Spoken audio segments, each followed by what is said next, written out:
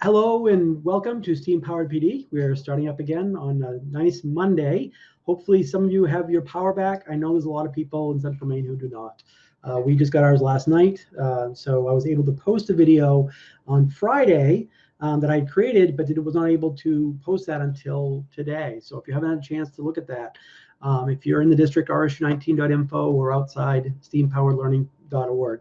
And that video has to do with Google Meet and Google Hangouts. So I don't know if you know this, but they just released a new feature where Google Classroom can have a Google Meet embedded right inside of it.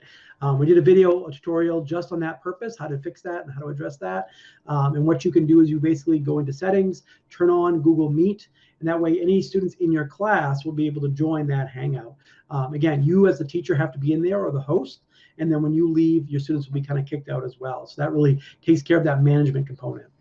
You still may want to schedule a time on the calendar. And the reason why you'd want to do that is because they won't get a notification when you're going. So if they know every day at 1 o'clock that you're going on, then they can just go click on that link and they're good to go. But if you do want a reminder for them, an email or a notification, if you continue to make a Google Calendar invite, that way they'll be able to get that as well. So that's a new feature that just came out last week. Like I said, the full version, the tutorial that walks you through, we did on Friday. So all the show notes as far as from today and all the other days will be right at that steampoweredlearning.org. You can find them all right there. So moving forward, as I mentioned, a lot of us have lost power, but I believe it was like Thursday night up to yesterday. And I know in my district, some people still do not have power as of today. We had a few students in the classes today that called by phone. They didn't have internet or power. So what I thought we'd do for today's topic was focus on the idea of what can you do when you're offline, what kind of work is available to do. And so I'll go to the questions that we had from last week. We'll start with those. Okay, so one of the questions that came up was, what if I have low internet? I have internet, but it's really, really slow. And what I mean by that is if you are able to connect, but it's laggy, or you have video, but it's really bad. Basically, the way to think of internet speeds, and we talked about this in a previous show as far as all the different factors between the internet and your machine, your router, your network, from the other end, what company you're using, how fast they have, all these different pieces of the puzzle. That said, if you do have low internet, you think of it almost like a garden hose. The water that can come through there is your internet speed. The bigger the hose, the more water can come through. Also, if there are multiple people using that line, that internet usage at the same time. Again, think of that in a metaphor of a water hose, a garden hose. If you have two people using the water from it at once, that each person gets half. It's not exactly like that in internet speeds, but if you have two people doing video conferencing like we're doing right now at the same time, that's a factor. And so as we go forward in RSU 19, at least, we want to think about how we're going to manage that. If we have classes that a couple students are using at the same time, maybe a high school student and the younger brother or sister in middle school, we may want to figure out ways that we're not scheduling them exactly the same time, so they have to use up that bandwidth if that's an issue. The other factor is if you have a video. The teacher that emailed me asked, I want to record videos, but then it takes so long for them to upload and work. So if I have low internet bandwidth, and I'm trying to do something like Screencastify, and it's online, that would be problematic, right? Because it's going to be trying to do the video live at the same time.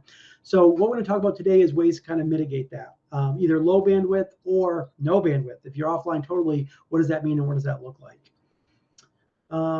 Another question that came up is talking about the idea of video call conduct again. And I will post in the show notes that link. One of our teachers, Tony Barboza, did a kind of rules of conduct, Google Hangouts etiquette, things that you should know as a student or a teacher. And so when we talk about kind of this virtual classroom management, of course, it's not the same as being in the physical classroom. There's a lot of things that are different. It's a lot different for our students. It's also different for us. But one of the things that we want to be consistent about as teachers is what we allow to happen. So basically things that we wouldn't allow in our classroom, and I'm thinking in terms of language or gestures or things in the video, we certainly won't allow that in a video call. So if the student's in their PJs, as long as they're appropriate, so be it. That's that's the nature of the beast right now. But as long as they're not being inappropriate or disruptive to the other students that are trying to learn. I mentioned this last week, but if there are issues with a certain student, certainly, we talk to administration, reach out to the family, reach out to the parents, and eventually if it's an issue that continues on, maybe a situation where they don't have access to that live video like we're doing right now. That doesn't mean they wouldn't be able to watch the recorded video later on. That's always standard.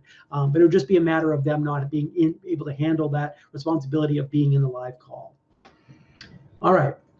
So talking about offline usage today, our main topic of the day. And so a couple things with that. Let me jump to a screen share here.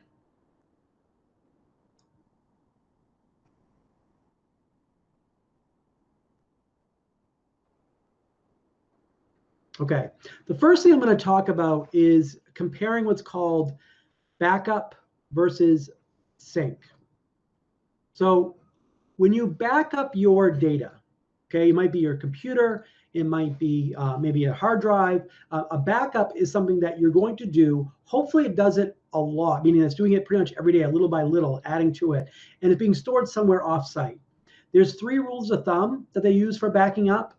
Those are that it's at least 2 different mediums. Okay, so that doesn't mean that you have 2 copies of the same thing. So years ago now, I made a backups for my wife for one of our anniversaries. All of our photos that we had, I put them on DVDs. I thought this would be great. She'll have a copy of all of our photos up to that date at that point, and all these wonderful DVDs, and here you go. That's great. What I learned since then, one of the problems with that is that for DVDs, there actually is a shelf life. That means there's a certain amount of time before they will go away and they'll not be usable anymore. And so having them only in one source or one version, a medium, wasn't problematic. Now, I still have those DVDs and they seem to be fine. But I don't know if any of you remember old zip drives, the old big, thick, this big, huge, they're called zip drives. These are years ago. But these really big 100 meg, cartridges. Well, if you have data on just a zip drive now, it'd be very problematic. Not impossible, but very hard to be able to get that data off from them. So you want to make sure you have at least 2 different mediums, not just one. You also want to make sure that one is off-site. That means that if you do back up things to a hard drive, you take that hard drive somewhere else or you get it somewhere else.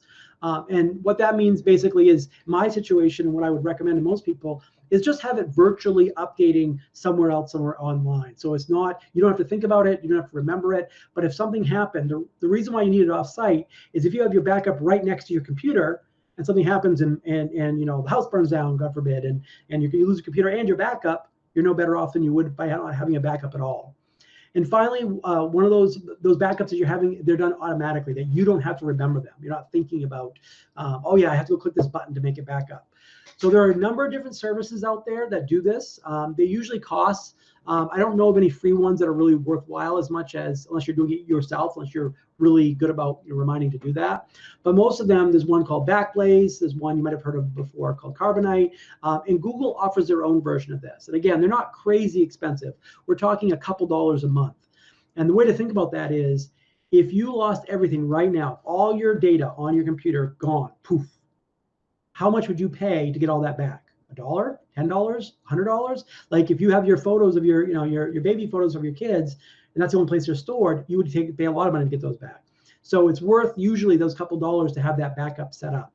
Like I said, Google Drive has a version of this, and there's other ones as well. And if anybody interested in one specifically, let me know. The one that I use, I like, is called Backblaze.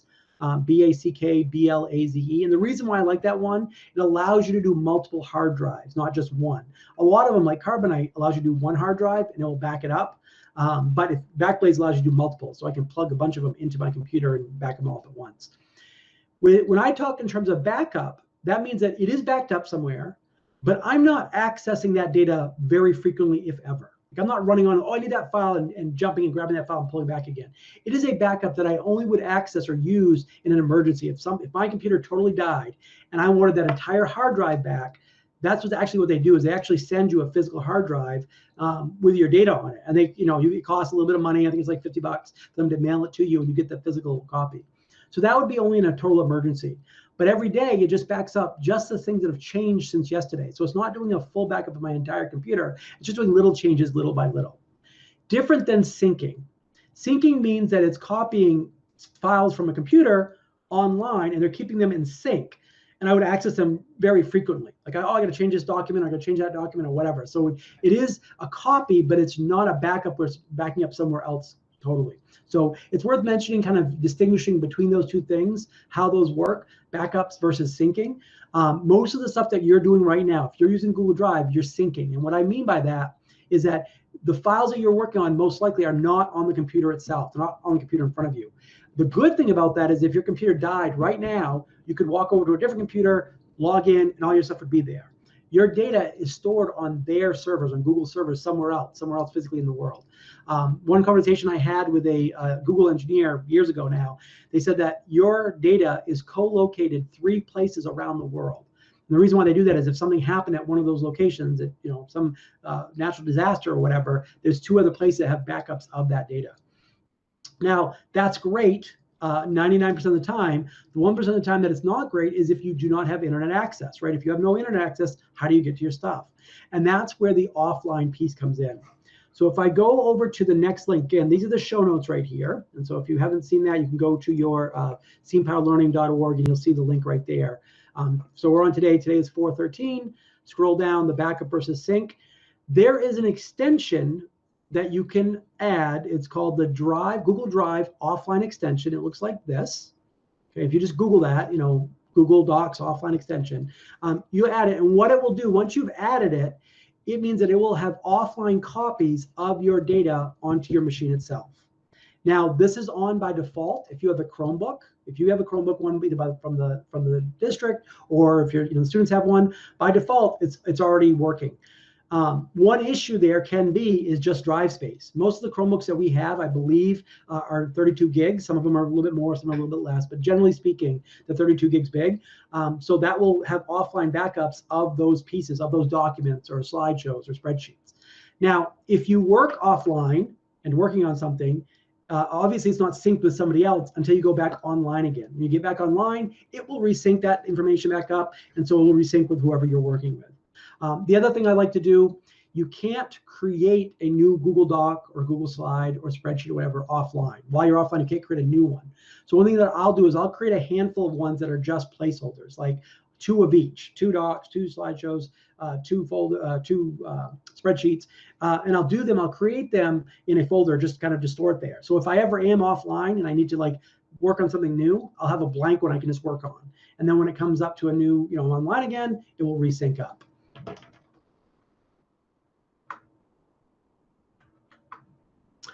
So that extension, once it's added, now the first time you do this, it's going to take a while. If you've never done it before, the first time it's going to take a while for it to sync offline, to work and so forth. What will happen is when you go to your Chromebook, and I actually had one set up here.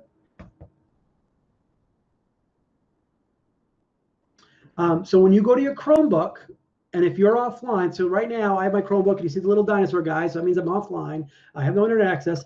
What I would do is go to the lower left, click on the launcher. It's a little white circle in the lower left. Look at the launcher, and I'm going to search for an app called Files, or it might have the icon right there, but F-I-L-E-S, so Files.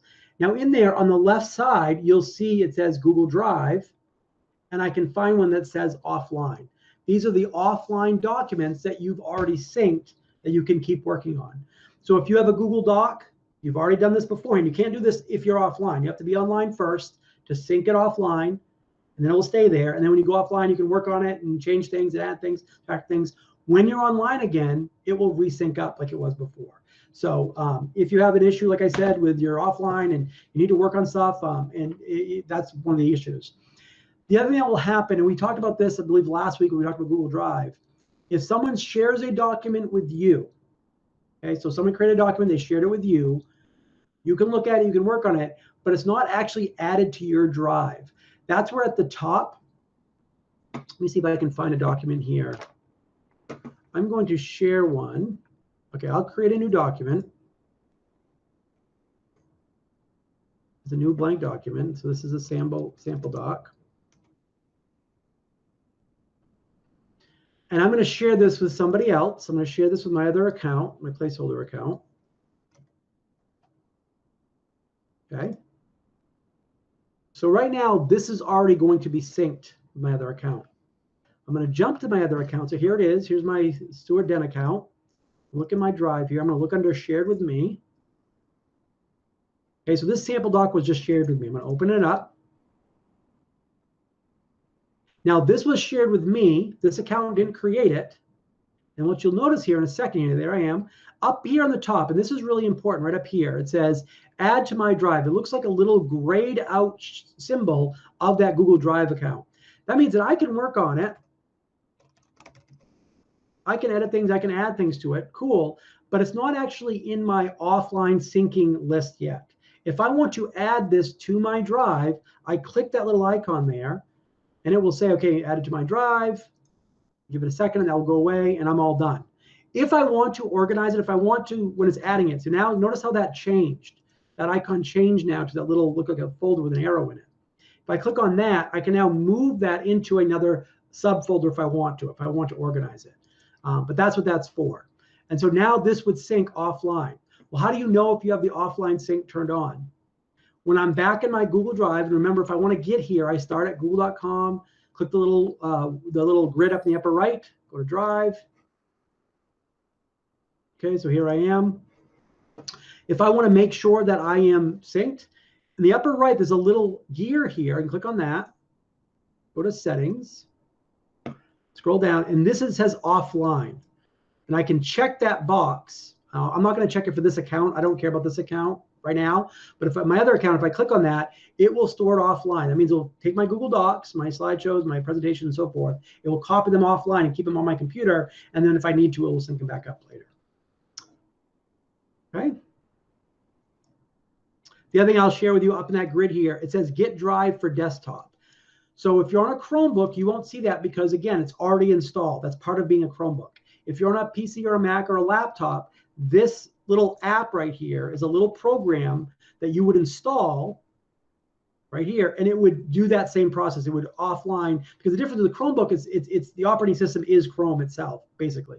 Whereas on right here, on a Mac or a PC, I would install that onto the computer, and that would run it that way. So it's just same idea, just a little bit different way to get there versus a Chromebook versus a Mac or a PC. All right. The last item I'm going to share with you here as far as a tool that you can use. So this was one that the teacher asked me, it was Miss Carney, and she wanted to record things, but it was taking her a long time to upload.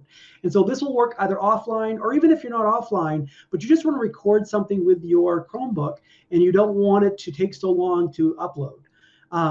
If you're using Screencastify, which is great, the reality about Screencastify, however, is that it is online. So you have to be online while you use it.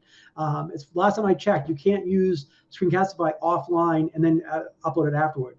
There's an app called Camera, just Chrome Camera. It's from Google, and the link is in the show notes, where once you've installed that, you can just use the webcam as a camera itself, either for videos, for still pictures, whatever. But I could record, let's say I was going to record a story. I was reading a story to my students or doing a daily message or whatever it is. I could record that right there as a video.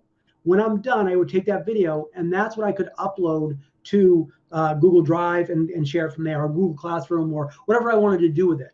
I would just be recording it offline locally on the computer, and then when I'm done, I would move it to that online part.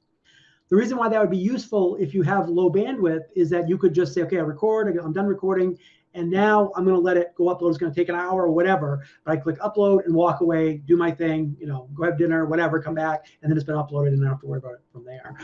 So just because video is so much bigger than still pictures or text or anything like that, you might be fine with text, no problem, but video is an issue. And we have to remind ourselves too, that's a reality for our students as well. They may have internet, but if they have low or little bandwidth, that's still going to be a concern as far as them watching big, long videos. So you just want to be mindful of that as well. If you have a big, long video that you want them to watch, maybe you can just make sure that they know if it's too big, how you're going to get around that. Quick question, how about audio recording attached to a slideshow? QuickTime is in the wiring format. Yeah, so if I'm going to record audio, if you're on a Mac or a PC, I would recommend using Audacity. It's a free program. You can download it, you can install it. When you're done, you can save it as an MP3. The reason why I like MP3s is because they're very small, relatively speaking, size-wise, and they are as ubiquitous, meaning pretty much everything can play an MP3. So that's what I would use. If I was on a Chromebook, you could either two options. You can use, there's a website that we like to use called Twisted Wave. Let me just show you what that looks like. All right, so this is Audacity. Audacity is its own program. This will not work on a Chromebook. This just works on a Mac or a PC. It's free. If you download it, it's Audacity. I can record right here. It's a really good audio recorder. If I start recording right here, notice that it will show me the voice waves or the wavelengths. And the reason why that's so useful, if you're editing audio only, if I need to cut out a clip, I can see where I said something. I can visually see. In fact, a little trick that somebody taught me one time, if I want to have a marker, if you clap your hands really hard, and you'll notice here that it showed me, okay, that's where I marked that. Just incidentally, that's why if you ever, you watch movies, it used to be when they had the little clapper thing, that little snap, that would show them visually where that cut was. Nowadays, they do it very differently, but that's where that came from. So this is a free program. It works really, really well. I use it for any audio specific things to record if I'm not worried about video. And when I'm done, I would click File, Export as an MP3. MP3 is a little bit lostful, meaning it doesn't have quite as much data as a WAV or an OGG file as far as your quality. If you're looking for really high-end quality stuff, there are other formats out there. But the most universal and the most easily read by students or teachers or whatever to listen to would be an MP3. And that's what I would do, is export it there. And then you have the file. So this is absolutely what I would recommend using. You can do multiple tracks. If I generate a new track here, underneath, and now I could record. So I have 2 tracks playing. I think you can go up to 16 or something like that, or maybe even more than that now. You can do mono, stereo, all that kind of stuff. If you do audio editing, this is a fantastic tool for that. So that's Audacity. Again, a downloadable program, not web-based for a Chromebook. There are other Chromebook apps specifically. One that we've looked at is really nice. It's called Soundtrap.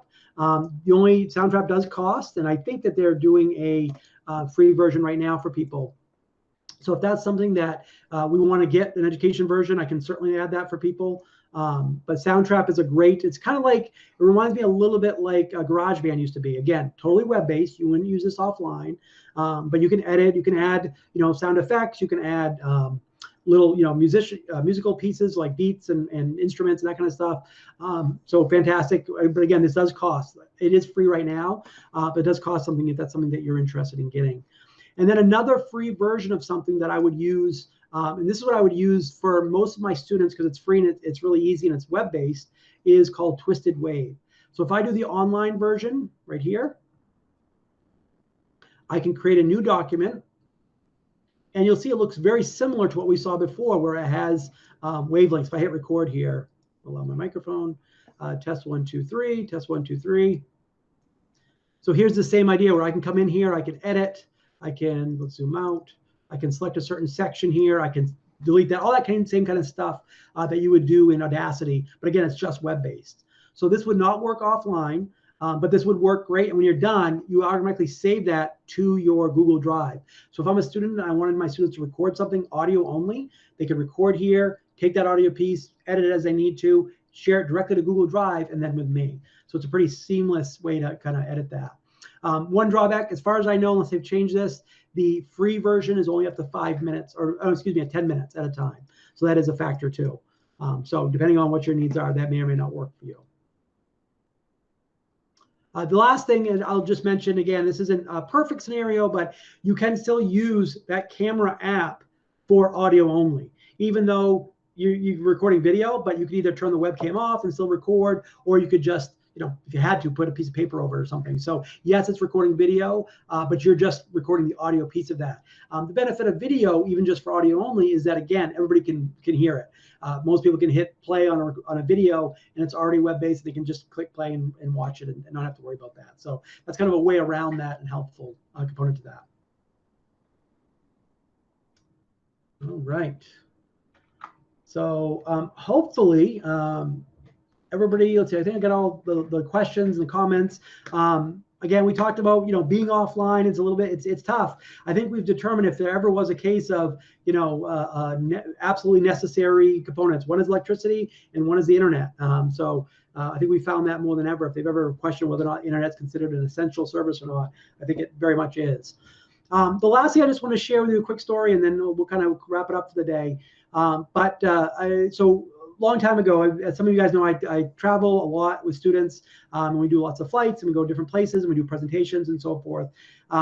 And one of the students asked me one time, we were traveling, and I don't get too rattled when I fly as far as, turbulence and that kind of stuff. And so one of my students we were actually traveling to Philadelphia, and it was kind of rough flying, and said, are you, how come, you're not really worried about this? And I said, well, if I get worried, I look to the stewardesses or the stewards, and if they aren't worried, then I'm not worried. If they become worried, then that would concern me. But if they seem calm and this is, business as usual, then I don't feel too badly about it. And I just want to throw out there, I think that that's kind of our role as educators right now, is that we are kind of leading the charge for our students. They're looking to us and seeing our reactions and seeing how we react to these crazy situations we're in. We're in unprecedented times. It's never done this before, obviously. And so the way that we react to these things, like, oh, we lost power. Well, that's too bad. Let's work our way through it. Or, we don't have internet. I know it's awful, but let's figure this out. Let's, work even harder next time, or whatever it is that we have to do to keep through this. How we react to things as the adults in their lives is how they're going to see this stuff, and the lens are going to see through it. So I think it's really more important than ever that we, are there for our kids. And again, this goes without saying, and I've been so proud of RSU19 and things they've done to really make sure our kids are well taken care of and looked after. But I think that it's important that we know that we reflect how we act and how we behave and how we respond to things are how the kids are going to read this. And my dad gave me great advice long ago, but he said, your kids won't listen to a word you say, but they'll watch everything that you do. And so it's really important for us to be real role models right now on what this looks like, how we react to this situation in the world that we're in now. So, and I have no doubts that we are able to do that. So with that, this was a short one today, but I think it's a topic well covered. Stay curious, act healthy, and look out for each other. Thank you all very much.